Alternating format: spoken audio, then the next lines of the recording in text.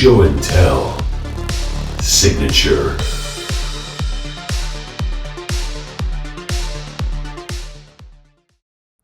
Welcome back to Show and Tell Signature, where I sit down with some of my favorite people, some of your favorite creators, to talk about some of their signature decks. Once again, I am joined by my good friend FlavorPro Matt, one half of the Flavor Profile podcast. Matt, thanks for sitting down with me today. Oh, thanks for having me, as always. We're going to be talking about your Spider-Man 2099 Hurry Up and Wait Commander deck, which, let's see, we have this, Moxfield has this pegged as a bracket 3, which is considered upgraded. Only see one game changer, just a Cyclonic Rift. But what is your kind of basic idea, core theme of the deck, and do you tend to play it as a 3? Do you have any, have you seen it in action and aiming for 3, or what were your thoughts on that? I love this deck. When they revealed that they did a Spider-Man 2099 card for the Spider-Man set, like the inner 12-year-old in me got super hyped. I remember the 30th anniversary of Spider-Man when I think it was the summer I turned 12. So they had, back in the 90s, anyone who's old enough or of a certain age to remember, the hologram covers everywhere. Oh, yes. So it's 30th anniversary of Spider-Man. So for the 4 main titles, each one had a hologram cover. And I think it was Web of Spider-Man had this big gatefold poster that you got out of it. And it was Peter Parker and Miguel O'Hara, the 2 Spider-Mans, swinging through. And it's like, who is this? What the heck's going on? And then Amazing Spider-Man's version of it gave a preview of the first issue that would come out later that year. So I always loved that comic. It was just, for me, it was iconic. And then with this, the way they made the card, it's fun. It kind of hits all the flavor of the mechanic from the future. You can't cast it your first, second, or third turn because it's 2099. Yeah. But there was a lot of fun, I thought, to do. I just watched Across the Spider-Verse with my 8-year-old, and the way that they depicted Miguel as kind of running this team of spider people from across every single universe within Marvel and chasing after anomalies that have kind of broken through the timeline, I thought, well, this is kind of fun. Like, the way, if the card's based off of casting things from anywhere other than your hand, well, why don't we just go reckless like Miguel was in the film and start exiling cards everywhere, take an anomaly and throw it over there. Hey, you got something funny here? I'm going to take that. And I like the visualization of just kind of shooting webs across the table and either flinging cards that way or pulling stuff around. Yeah. Yeah, it looks like if you look at this deck, it's wild. Just some of the cards are in here. Philithip, Lost on the Range. You got Lila, Holographic Assistant, a new one from Spider-Man. If you draw a card, put a +1/+1 on card counter on target creature. One of my favorite inclusions that in this deck, because I'm a big Hoovian, River Song. Yep, I knew you would go straight for that. Yep. I've Spoilers, been wanting to use that card in just the perfect spot. And being something that's dealing with the multiverse, I thought this is the great spot to put some of those fun cards from everywhere. Yep. Plus, you got the 10th Doctor. I can imagine that one gets wild. Oh, yeah. I mean, the Doctor... Well, so I played the 10th Doctor Precon deck, and just the Precon is, like, wild. The amount of time counters and this or that. And that timey-wimey ability, time travel 3 times, that is a very powerful ability. It can do some crazy things once you kind of get them going. If you have to have the mana available. Addition to that, so just some basic kind of things I noticed. 35 lands, a little better than your Brimaz deck, or making our way up in the world. But only this time. Only this time, yeah. I think 35 is good, right? That feels like there's probably enough in here. It's all. I could probably find a few pet cards to sneak in and cut like 3 more. Oh yeah, exactly. I mean, it makes treasures. I'll be fine. Treasure is really the key to a successful deck building strategy. Though I failed myself, I don't have the medallions in here because when I built this, I was on a clock before MagicCon Atlanta, and I just couldn't find where I had stashed my Sapphire and Ruby medallions that I needed. I think I threw them in my Oathbreaker decks, and I needed those that weekend too, so whoops. That would make sense.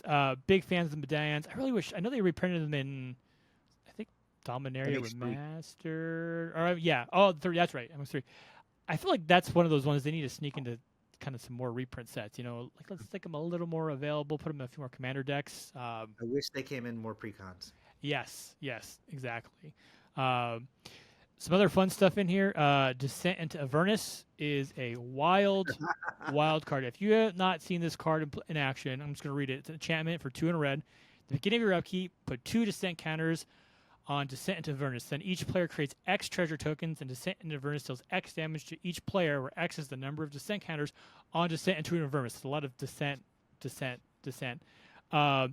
This, if you have a problem with your games not ending, this will get your game one way or another. This will end the game. Up.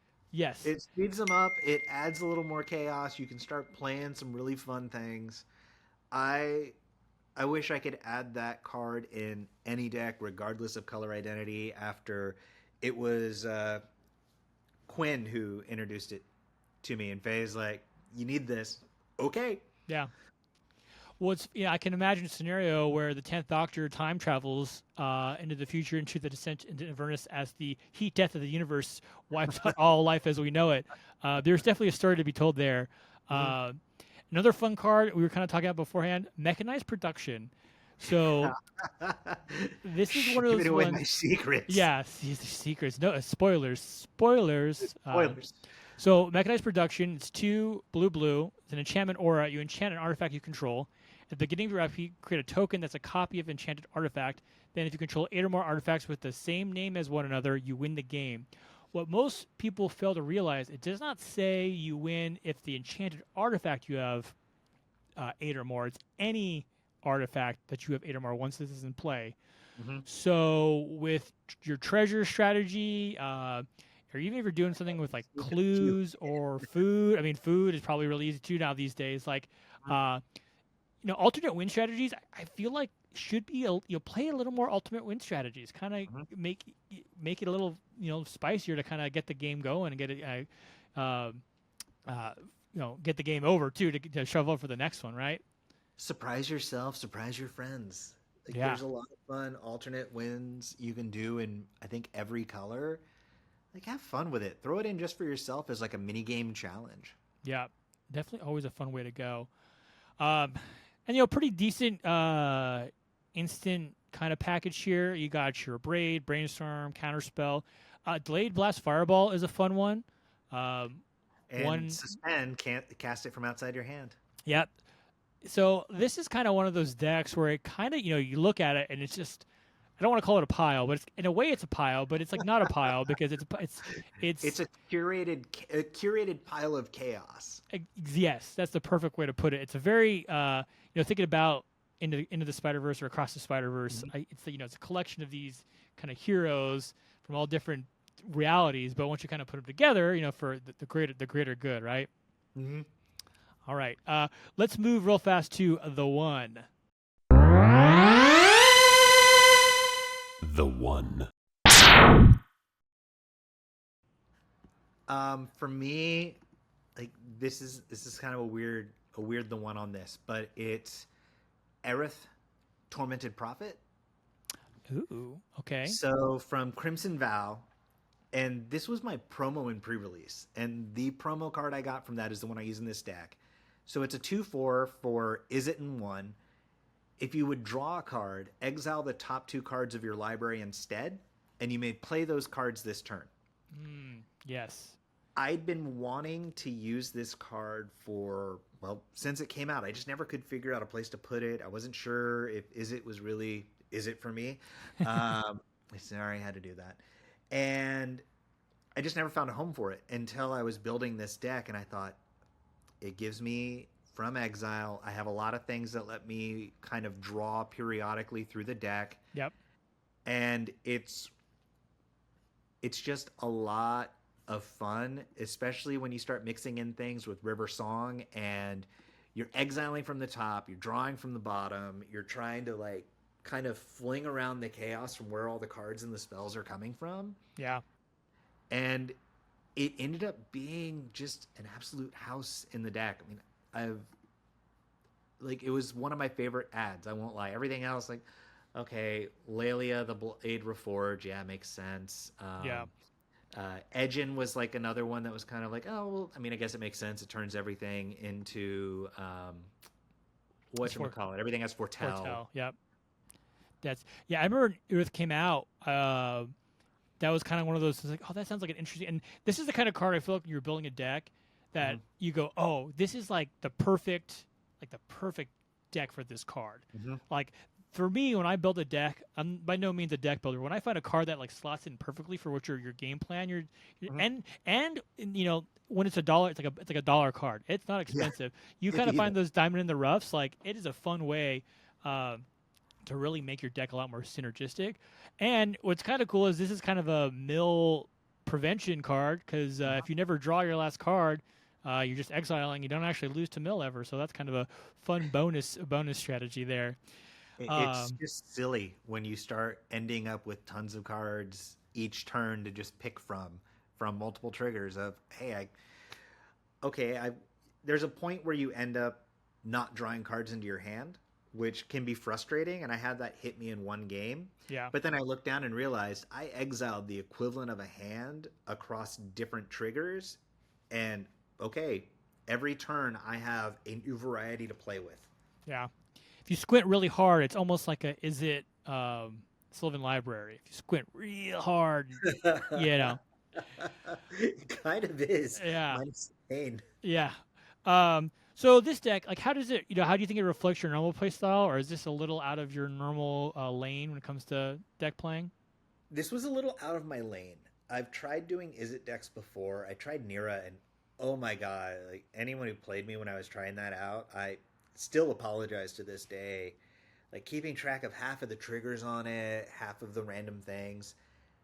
This is just fun because the wildest thing I have to worry about keeping track of is when I'm drawing cards off the bottom. Yeah. And it wasn't until I put an infinite token on top that said spoilers. It's like I go to draw, look, nope, go to the bottom. Go to the bottom. Yep. Good old infinite tokens, man. What can't they do? Everything.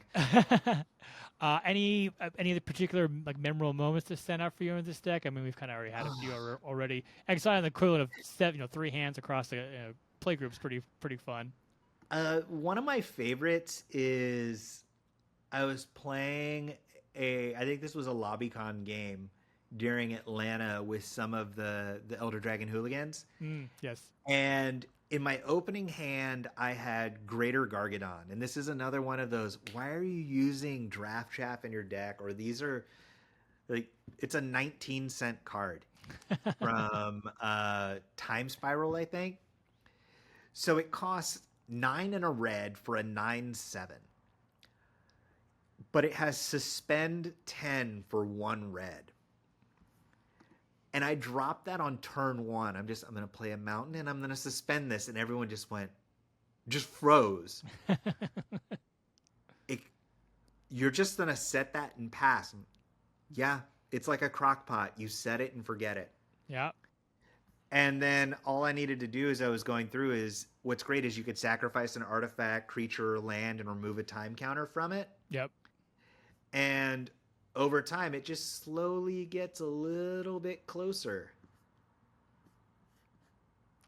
It's just the approaching demise haunting you. It's like a splinter in your mind's eye, slowly but steadily coming for you. It's an existential threat just off in the distance. It's nothing to worry about. It's just a beast. Just a piece. So Just a beast. too funny. I don't think it ever came out, to be honest. Sometimes it's just a threat is all you need, and where else would you put this card, like what other sort of deck would you put that in? Nowhere else. Nowhere. Although I realized I was playing a game this morning and I was playing my Furion deck, Uh-huh. I threw one in there. Oh, there you go. And I didn't even realize that I'd done it. I was like, so apparently I already had one. I bought one, like I had one pulled from my game store to add to Spider-Man at the last second. I needed 3 random cards. But it turned out I already had one in a deck. And it's great in that one because I'm making token artifacts every time I'm dropping an equipment. And Yeah. they already have an expiration date on them with the ability of Furion. So it's like, okay, let's just start removing time counters. There you go. Well, that is Matt's Spider-Man 2099 Hurry Up and Wait deck. Matt, thank you so much for coming on. Thanks for having me. Like always, all these deck lists will be on the Show and Tell Moxfield webpage. We are not sponsored, but we like Moxfield very much. My Moxfield's opinion, the best. it's the best. Great place to just throw your decks out, find inspiration, and kind of good place just to kind of build decks when you're bored and got nothing else going on. So we look forward to seeing Matt in the future, and thanks for watching.